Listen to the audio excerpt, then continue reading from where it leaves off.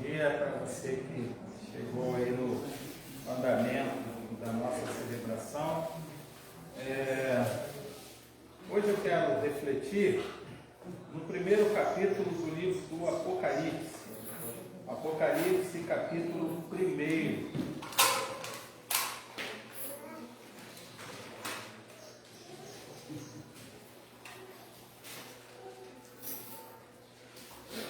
A ideia da mensagem dessa manhã é a gente falar sobre esperança. Não é nada melhor do que a gente refletir sobre esperança quando a gente está aí às portas de iniciarmos um novo ciclo. Ainda que seja só uma mudança, no calendário, mas isso tem muito significado para todos nós. Hoje é dia 31, domingo, amanhã segunda-feira é dia 1º, e o ano vai seguir, mas é um novo ano, é um novo ciclo, cheio de expectativas, eu creio, no coração de todos nós e de todas nós. Por isso eu quero refletir sobre a esperança. E para falar de esperança, eu escolhi o livro do Apocalipse. Por quê? O livro do Apocalipse, ainda que muitas pessoas olhem para ele e pensem apenas na revelação daquilo que vai acontecer nos últimos dias, ainda que as pessoas olhem para o livro do Apocalipse e fiquem chocadas, com medo, preocupadas com as imagens que esse livro traz, esse livro é um livro que essas imagens elas são muitas alegorias e que tem um significado, tem um sentido. E um sentido que as pessoas para quem o livro estava sendo dirigido, elas conseguiam discernir, conseguiam entender. A gente precisa ter as chaves de interpretação, conhecer os fatos que estavam ali sendo experimentados pela igreja naquele período, para que a gente possa entender aquilo que o apóstolo São João ele quer dizer quando ele escreve essa revelação. Apocalipse é uma palavra grega que foi, para o português, ela foi transliterada e ficou como Apocalipse, mas o significado da palavra Apocalipse é revelação, que é a primeira palavra que vai aparecer aí no capítulo 1, no versículo 1, que está aí, revelação de Jesus Cristo. Então o Apocalipse é a revelação daquilo que estava oculto em Deus, aquilo que só Deus sabia, mas Ele agora faz dar conhecimento a todos os homens. Então Ele revela Jesus e Jesus revela ao apóstolo São João. O Apocalipse, no sentido da revelação, é como tirar uma venda dos olhos, é um desvelar, é um desvelamento, é tirar as vendas dos olhos para que as pessoas pudessem ver, entender, compreender aquilo que estava acontecendo. Esse sentido do tirar a venda me faz lembrar aquela brincadeira de criança, que eu nunca sei o nome certo, se é cobra cega ou cabra cega. Lembra que a gente colocava uma venda no olho assim, e aí rodava a pessoa que estava com a venda nos olhos e ela tinha que ficar tateando e catando os outros. Mas quando acabava e tirava a venda, a pessoa conseguia ver tudo, o espaço, as pessoas. Então o Apocalipse é isso, é tirar essa venda dos olhos para que as pessoas pudessem ver e entender aquilo que estava acontecendo. E quando a gente tem esse clareamento, quando a gente consegue enxergar aquilo que está acontecendo, se a gente está numa situação difícil, a gente passa a ter o quê? Esperança. E qual é o contexto, qual é o pano de fundo do livro? A partir do ano, depois que Jesus morreu, começa ali uma perseguição contra os cristãos. O apóstolo Tiago, por exemplo, lá no livro dos Atos mesmo, já anuncia a morte dele, que ele tinha sido morto. João Batista também já havia sido morto ainda lá nos dias de Jesus, mas depois que Jesus morreu, a perseguição aos crentes, a perseguição aos cristãos, ela se intensifica. Por volta do ano 70, o imperador Nero, ele pegava os cristãos e fazia os cristãos de luminária, de tocha. Ele pegava, matava os cristãos, colocava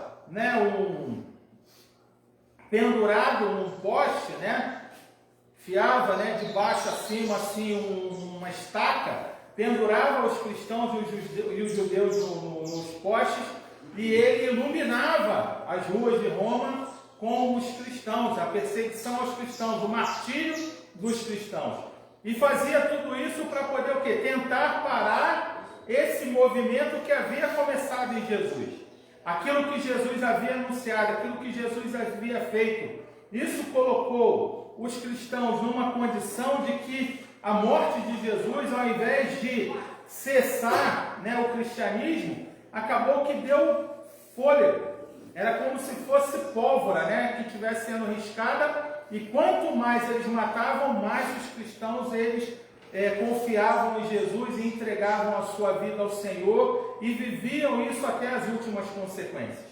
No final do primeiro século, aqui na época de João, lá pelo ano 90, 95, quando ele escreve esse texto, o imperador era Domiciano. E este também continuava a perseguir e a matar os cristãos. A gente vai ler o texto agora, depois de ter essa ideia, né, e lembrando que lá no ano 70, Nero, quando começa essa perseguição, ele destrói o templo, acaba com o templo de Jerusalém, né, e vai nessa de começar a matar a todos os cristãos e os judeus que ainda tinham ali, porque eles não conseguiam entender o que era uma coisa e outra, achavam que era tudo uma coisa só, então ele pegava e matava todo mundo. E aí o Apocalipse de João, capítulo 1, diz assim: revelação de Jesus Cristo, que Deus lhe deu para mostrar aos seus servos, está vendo aqui, ó, revelação para mostrar aos seus servos o que em breve há de acontecer. Ele enviou o seu anjo para torná-la conhecida ao seu servo João, que dá testemunho de tudo o que viu, isto é, a palavra de Deus, é o testemunho de Jesus Cristo. Feliz aquele que lê as palavras dessa profecia, felizes aqueles que ouvem e guardam o que nela está escrito, porque o tempo está próximo. João, às 7 igrejas da província da Ásia, a vocês graça e paz da parte daquele que é, que era e que há de vir, dos 7 Espíritos que estão diante do trono, e de Jesus Cristo, que é a testemunha fiel, o primogênito dentre os mortos e o soberano dos reis da terra. Ele nos ama e nos libertou dos nossos pecados por meio do seu sangue, e nos constituiu reino e sacerdotes para servir a Deus e Pai. A Ele sejam glória e poder para todos sempre. Amém. Eis que Ele vem com as nuvens, e todo o olho o verá, até mesmo aqueles que o transpassaram, e todos os povos da terra se lamentarão por causa dele. Assim será. Amém. Eu sou o Alfa e o Ômega, diz o Senhor, o que é, o que era e o que há de vir, o Todo-Poderoso. Eu, João, irmão e companheiro de vocês no sofrimento, no reino e na perseverança em Jesus, estava na ilha de Patmos por causa da palavra de Deus e do testemunho de Jesus.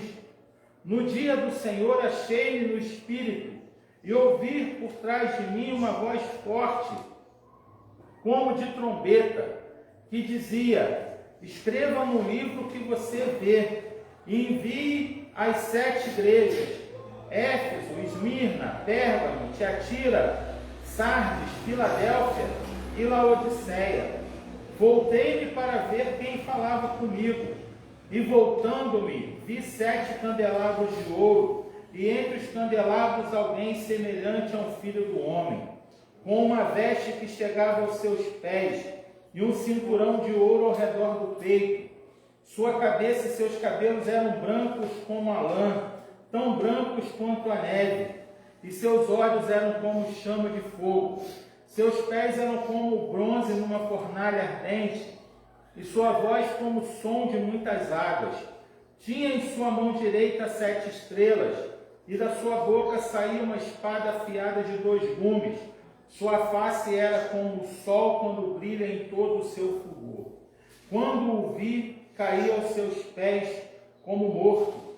Então ele colocou a sua mão direita sobre mim e disse: não tenha medo, eu sou o primeiro e o último. Sou aquele que vive. Estive morto, mas agora estou vivo para todo sempre. E tenho as chaves da morte e do Hades, do inferno. Escreva, pois, as coisas que você viu, tanto as presentes como as que acontecerão. Este é o mistério das 7 estrelas que você viu na minha mão direita e dos 7 candelabros. As 7 estrelas são os anjos das 7 igrejas, e os 7 candelabros são as 7 igrejas. Amém? Amém. Então, o Apocalipse, ele é essa revelação de Deus, essa revelação que Deus dá a João, para que João pudesse animar a sua igreja, pudesse animar aqueles que estavam ali responsáveis, debaixo da autoridade dele. Ele era o pastor, que comandava, o bispo que comandava essas igrejas, e o Senhor se volta para ele, se aparece a ele, para que ele pudesse tomar conhecimento de tudo aquilo que estava acontecendo, para que ele pudesse dizer àqueles que serviam ao Senhor junto com João, debaixo da autoridade de João, que aquele ali não era o fim. Faz muito sentido a gente pensar e perceber que quando o mundo, quando Roma, que era o império que dominava aqueles dias, quando Roma mata o Senhor Jesus Cristo, achando que colocaria fim àquele movimento, quando Roma começa a matar os cristãos, porque eles viram que matar só Jesus não tinha resolvido, então eles começam a matar todo mundo. Mas quanto mais ele matava, mais os cristãos iam renovando a sua fé. E por que renovavam a sua fé? Por causa da ressurreição do Senhor. É a ressurreição que é a chave para a gente conseguir entender isso. Porque quando nós olhamos para a cruz e vemos a cruz que hoje se encontra vazia, porque o nosso Senhor não está lá, o nosso Senhor, o que aconteceu com ele? Ele ressuscitou. Então a ressurreição de Jesus é a chave de interpretação e é o combustível que alimenta a nossa fé, trazendo aos nossos corações a esperança que nós necessitamos para viver os nossos dias. Porque a morte não teve a sua vitória sobre o Senhor. E nós temos a esperança de que um dia nós também ressuscitaremos com Ele. Porque a Bíblia diz que Ele é o primogênito, Ele é o primeiro dos mortos a ressuscitar. E nós, a sua igreja, um dia também ressuscitaremos com o Senhor. A morte, ela não teve poder para parar, para frear o nosso Senhor. O apóstolo Paulo, ele compõe um belo hino, em uma das suas cartas, que ele diz: aonde está a morte, a tua vitória? Aonde está a morte, o teu aguilhão? Não é isso? Aonde está a morte, o ferrão que envenenava, entre aspas, e matava a todos. Por que Paulo fala essas palavras? Porque a morte não foi capaz de deter o nosso Senhor. E os cristãos daqueles dias e os apóstolos, movidos por essa esperança, movidos por esse conhecimento, porque o próprio texto diz que João, ele é o quê? Ele é testemunha, Olha aqui, versículo 1 ainda. Ele enviou o seu anjo para torná-lo conhecido ao seu servo João, que dá testemunho de tudo o que viu. Isto é, a palavra de Deus, o testemunho de Jesus Cristo. O apóstolo João, ele era testemunha. Ele tinha vivenciado, ele tinha experimentado tudo isso. Nós não estamos lá nos dias de João. Estamos aí há 2000 anos, 2 milênios de distância entre esses acontecimentos e os nossos dias. Mas nós, pela fé, nutrimos esta mesma esperança, essa mesma expectativa. Amém ou não amém? Amém. Amém? Amém. Você crê que um dia você vai ressuscitar com o Senhor? Amém. Você crê que o Senhor está vivo ao lado, à direita de Deus, reinando eternamente, e que um dia Ele retornará para buscar a sua igreja e para julgar os vivos e os mortos pelas suas obras, por aquilo que eles fizeram? Amém. Essa é a nossa esperança. O apóstolo Paulo ele vai dizer lá na carta aos Coríntios, no capítulo 15, quando ele vai falando sobre a ressurreição, ele diz assim: se nós esperamos em Deus apenas para essa vida, nós somos os mais miseráveis de todos os homens. Ou seja, tem muita gente que espera em Deus e que está na igreja, esperando que Deus venha atender as suas demandas desse mundo, venha cuidar da sua vida, venha trazer dinheiro, prosperidade, poder, riqueza. Tem muita gente que vive a fé esperando em Deus, mas um Deus que vai agir aqui no tempo. Deus é aquele que cuida de todas as coisas para nós, mas Ele não promete riqueza e prosperidade a ninguém. Ele diz que aquilo que a gente precisa para cada dia, isso Ele nos dará. Não é isso? Não é isso que Ele diz lá, que nós não precisamos nos preocupar com aquilo que vamos comer, com aquilo que nós vamos beber, com aquilo que nós vamos vestir, mas que nós devemos buscar em primeiro lugar o reino de Deus e a sua justiça, porque todas as outras coisas nos serão acrescentadas. Mas tem gente que espera em Deus apenas por essa vida, e Paulo diz que essas pessoas são as mais miseráveis de todas. E Paulo, quando está escrevendo aos Coríntios sobre a ressurreição,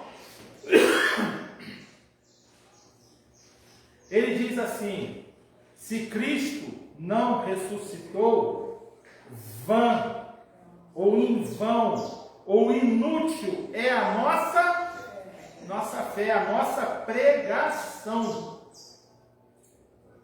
Se Cristo não ressuscitou, vã é a nossa pregação, inútil é a nossa pregação. Então, os apóstolos, o Paulo, ele tinha perseguido, ele não tinha conhecido Jesus, ele perseguiu os cristãos, e quando ele está ali perseguindo no caminho de Damasco, ele tem um encontro com o Senhor ressurreto. Ele não viu Jesus em carne e osso, mas ele teve um encontro com Jesus já ressuscitado. Então a esperança da ressurreição, ou seja, o fato de que Jesus ressuscitou, é o centro da nossa fé. E é aquilo que traz esperança aos nossos corações. Por quê? Porque a última palavra ela é do Senhor. Aquele que conseguiu vencer a própria morte, nem a morte foi capaz de pará-lo. É a esse que nós adoramos e servimos. E muitas vezes nós paralisamos, nós ficamos no meio do caminho por causa das dificuldades, por causa das lutas, por causa das provações, por causa das doenças, por causa dos problemas que nos acometem a todos nós. E isso faz com que a nossa fé, ela vá, enfraquecendo. Fiquemos desanimados, desistamos, achamos que não vale mais a pena servir ao Senhor, achamos que não tem nenhum sentido acordar cedo no domingo, vir para a igreja, para a escola bíblica dominical, participar do culto da manhã, do culto da noite, ao longo da semana, separar um tempo para orar. O que adianta orar? Eu estou orando, mas está acontecendo tudo isso comigo. Imagina se os discípulos, se os apóstolos, se os crentes daqueles dias eles tivessem parado e desanimado por causa de tudo aquilo que tinha acontecido.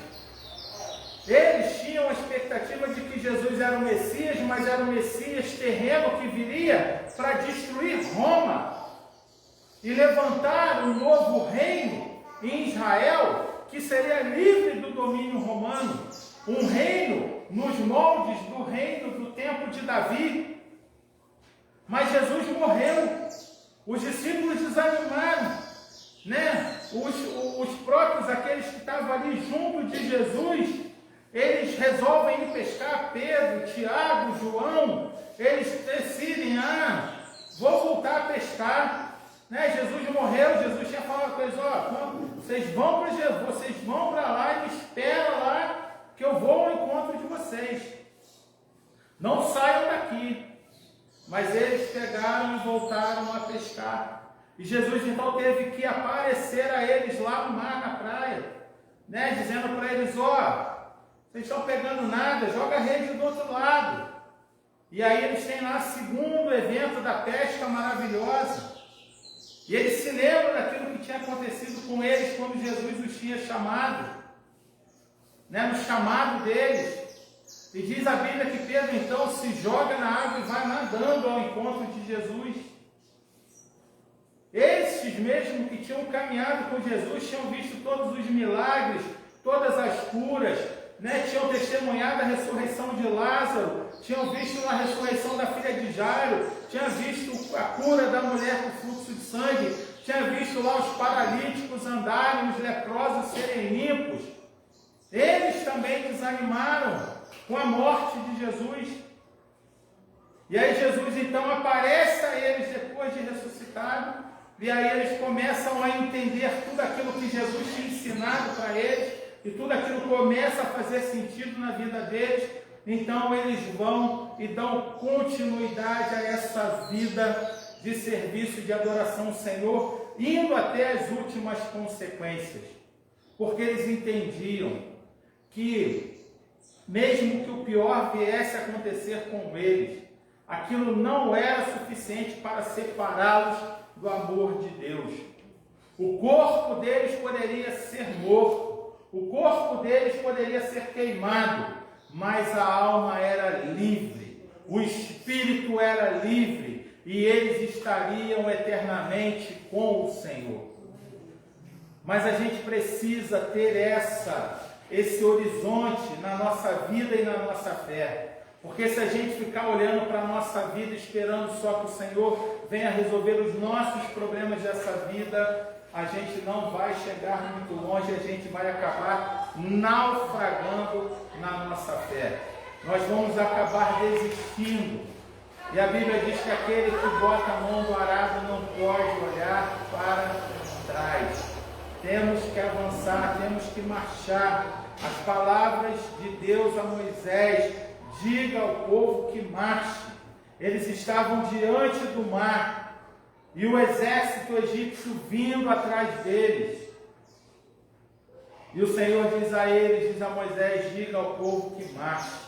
Vá lá, toca com cajado na água e você vai ver esses egípcios que hoje vocês veem, vocês nunca mais os verão. Nós caminhamos pela fé, nós caminhamos por vista.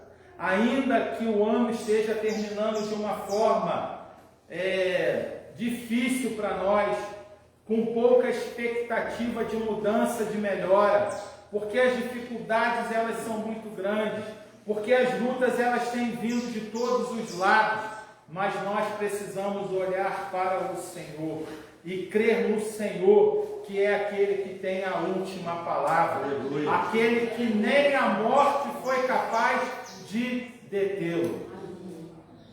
Mas João, ele se torna essa testemunha fiel, e ele é capaz de dar esse testemunho. E o mais interessante é que João está preso. João, por causa da palavra de Deus, por causa do testemunho de Deus, por causa das igrejas que ele liderava, que ele pregava, que ele coordenava, João agora ele está preso na ilha de Patmos. É isso que a palavra diz para nós, que João estava preso, lá no verso 9. Eu, João, irmão e companheiro de vocês no sofrimento, no reino e na esperança em Jesus, estava na ilha de Patmos por causa da palavra de Deus e do testemunho de Jesus Cristo. João estava preso. João tinha todos os motivos para poder abandonar o Senhor. E ele poderia dizer assim, ó, já fiz tanta coisa, estou aqui, né? Todos os meus irmãos já foram mortos. João é o último dos discípulos, né, que ainda está vivo. Todos os outros já tinham sido martirizados, cortados ao meio, queimados, crucificados de cabeça para baixo, decapitados. João era o único sobrevivente, era o que tinha restado, e agora ele está preso. E ele tinha todos os motivos para poder largar o barco e falar, não quero saber mais de Jesus não, ser de Jesus é muito difícil, mas ele diz que ele sabia o motivo que ele estava preso, e aquilo era um motivo de orgulho para ele.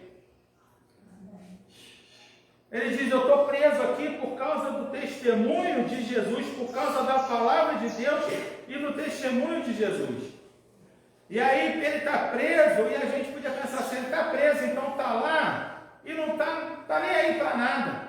Mas a Bíblia diz que no dia do Senhor, ou seja, num domingo, no primeiro dia da semana, o Senhor apareceu para ele em espírito.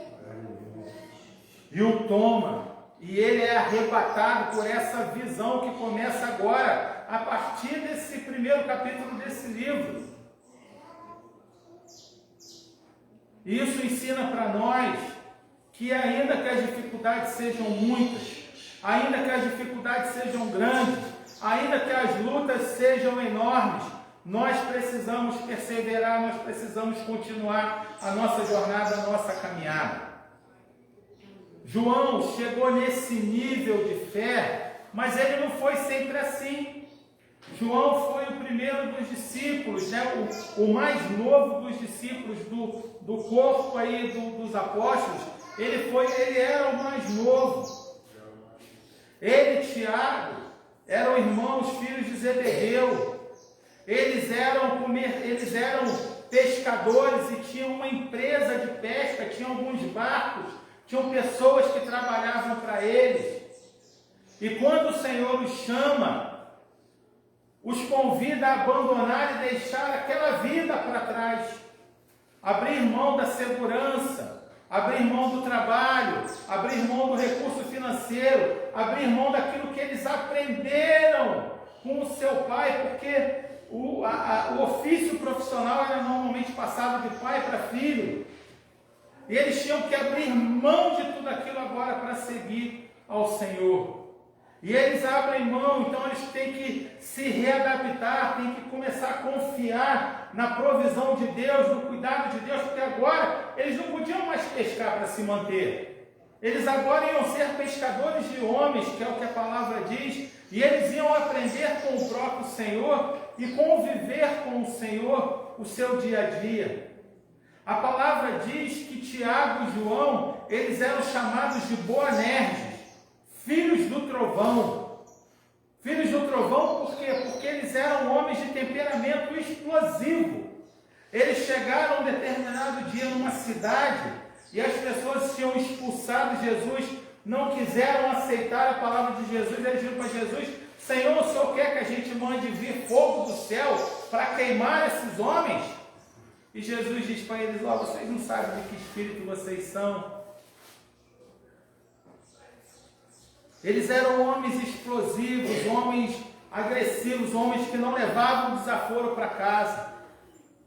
E João, que era o filho do trovão, que era alguém de temperamento explosivo, apesar de ser um jovem, ele vai vivendo a sua vida e vai sendo aperfeiçoado e transformado pelo Senhor, e ele se torna agora o apóstolo do amor.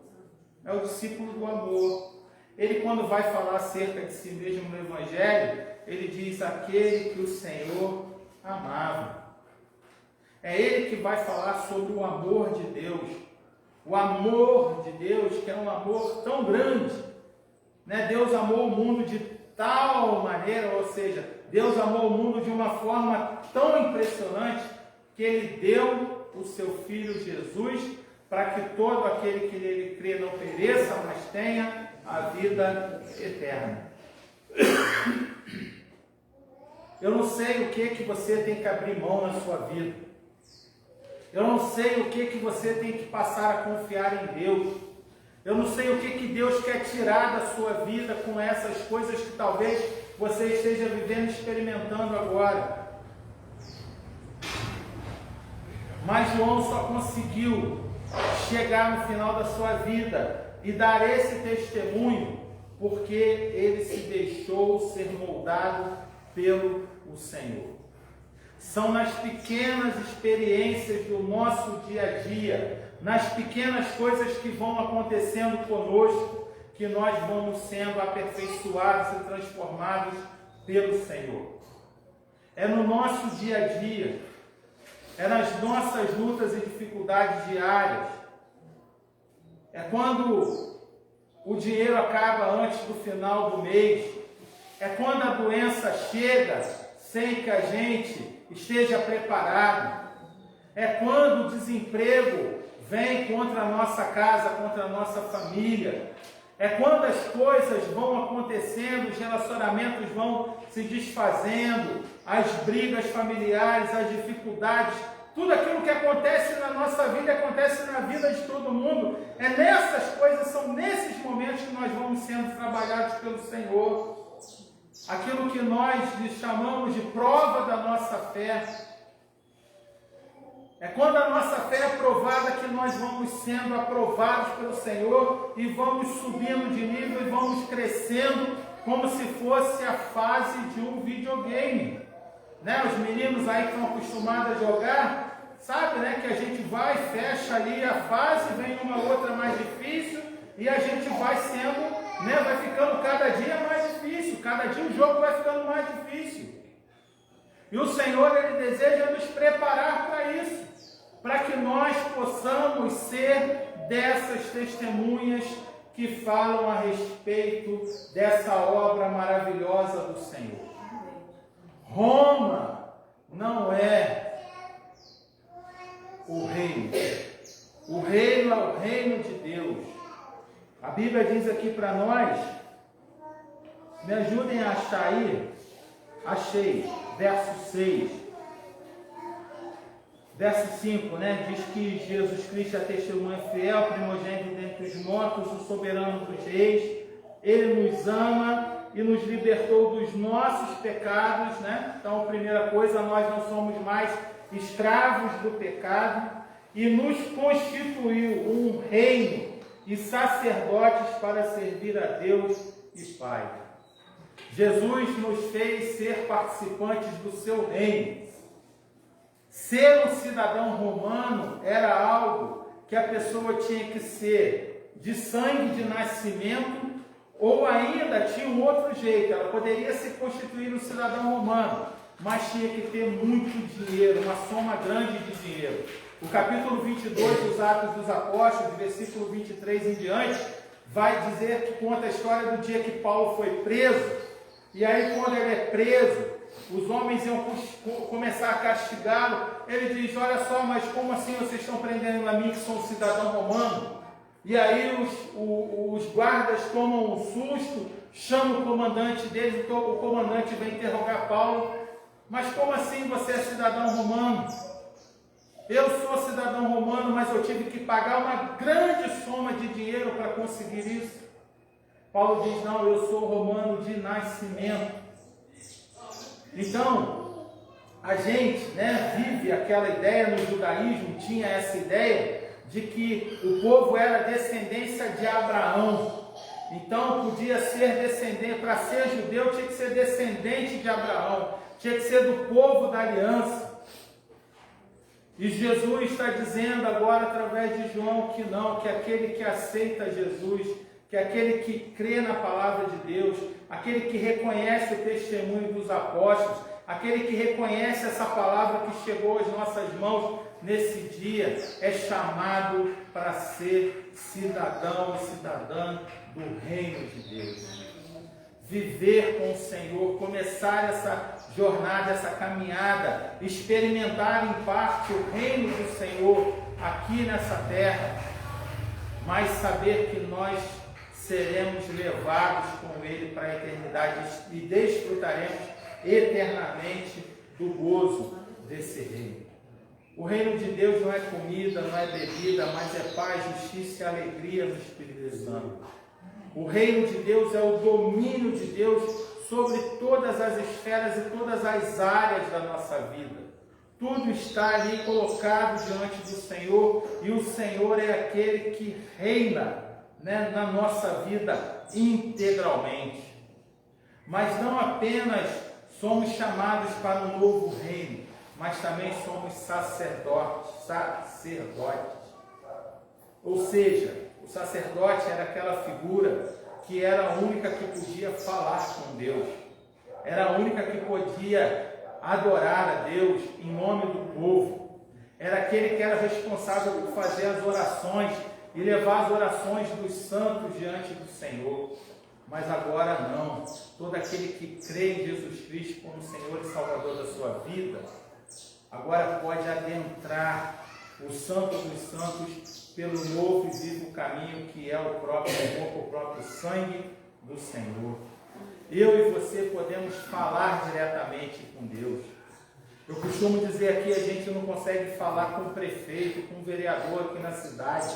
Se você quiser falar com o prefeito, você tem que marcar uma audiência. E talvez você nunca vai conseguir falar com ele, ele vai mandar, né, os seus assessores irem lá para conversar com você. Mas com Deus, a gente entra na presença dele e fala com ele a hora que a gente quiser. Se a gente não consegue falar com o prefeito, imagina com o governador, com o ministro, com o presidente da República, que são as grandes autoridades do nosso país. Mas o Senhor, que é o Criador dos céus e da terra, o Senhor que é, né, aquele que nos fez e nos criou e nos gerou para adoração a Ele, Ele deseja falar comigo e com você todos os dias. Então é essa a revelação que João está trazendo ao povo. É essa motivação que João está aqui trazendo para aqueles que são os seus leitores, né, do texto, das palavras dessa profecia, como diz aqui. E isso traz renovo e esperança e alento ao coração desses homens. Por quê? Porque eles, né, vão vendo que quem tem o poder não é Roma. Quem tem o poder não é Domiciano.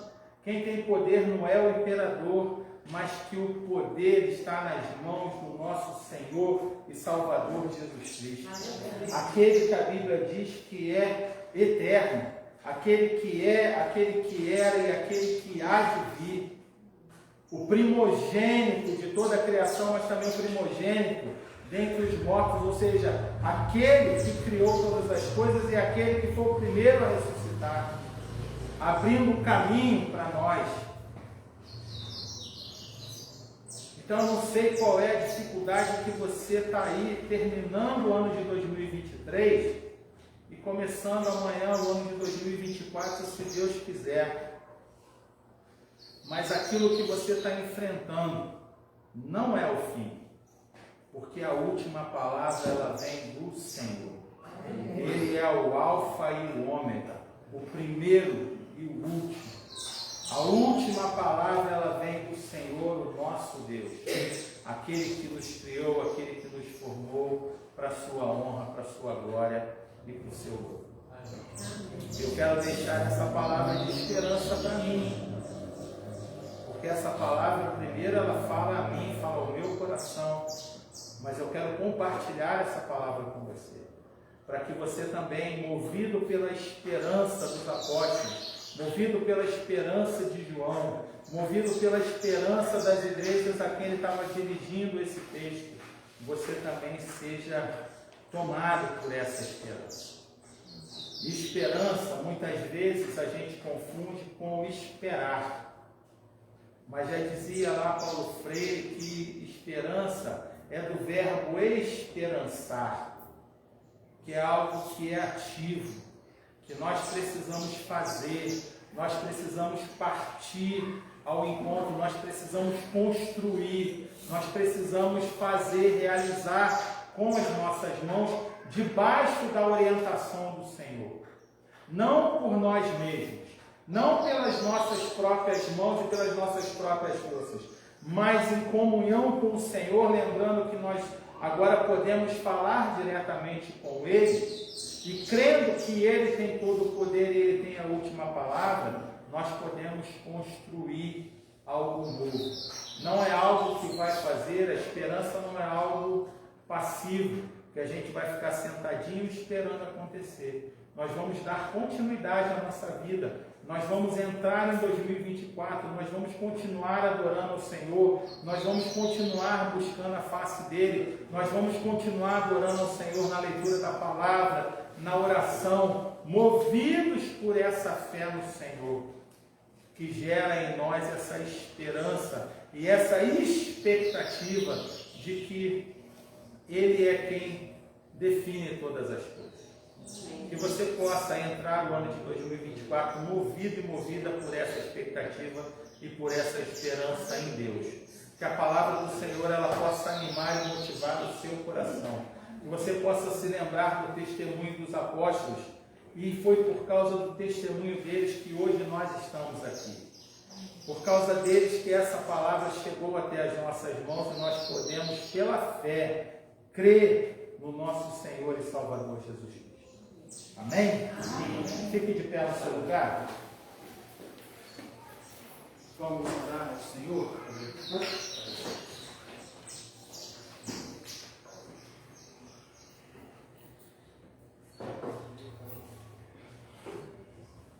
Ora ao Senhor, coloca diante dele o gigante que tem te atormentado, a batalha que você tem enfrentado, a luta que você acha que você já perdeu. Coloca tudo isso diante do Senhor e lembra dele. Lembra daquele que é o princípio e o fim, aquele que venceu o último inimigo das nossas vidas, que é a morte. Ressuscitou e hoje vive e reina ao lado do Senhor e nos nossos corações.